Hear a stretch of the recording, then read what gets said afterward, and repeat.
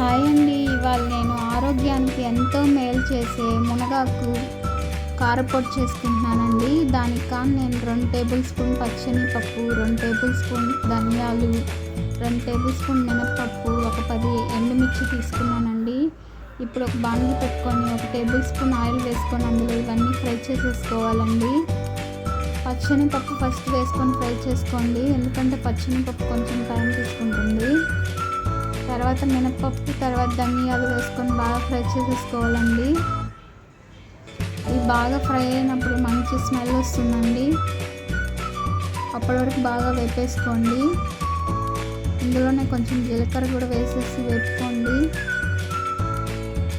ఇప్పుడు ఇదంతా మిక్సీ జార్లో తీసేసుకోవాలండి. తీసుకున్న తర్వాత ఎండుమిర్చి కూడా వేసుకొని బాగా ఫ్రై చేసేసుకున్నామండి.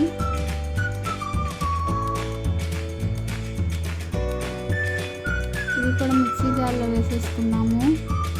ఇప్పుడు మనం మునగాకు కూడా వేసుకొని బాగా ఫ్రై చేసేసుకోవాలండి.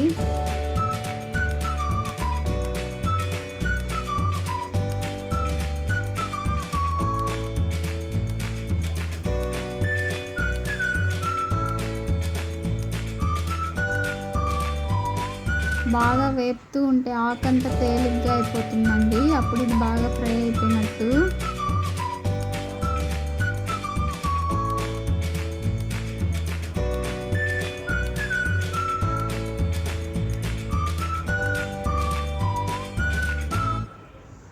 ఇప్పుడు నేను ముందుగా తీసుకున్న దాంట్లో కొంచెం సాల్ట్ వేసుకొని గ్రైండ్ చేసుకోవాలండి.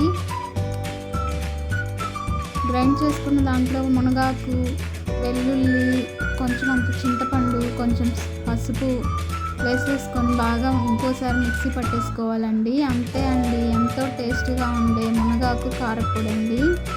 కరివేపాకు కారపొడి కన్నా చాలా బాగుంటుందండి. మీరు కూడా ట్రై చేయండి. వేడి వేడి అన్నంలో ఇది వేసుకొని కొంచెం నెయ్యి వేసుకొని కలుపుకొని తింటే సూపర్ అంటే సూపర్గా ఉంటుందండి. ఆరోగ్యానికి ఎంతో మేలు చేస్తుంది.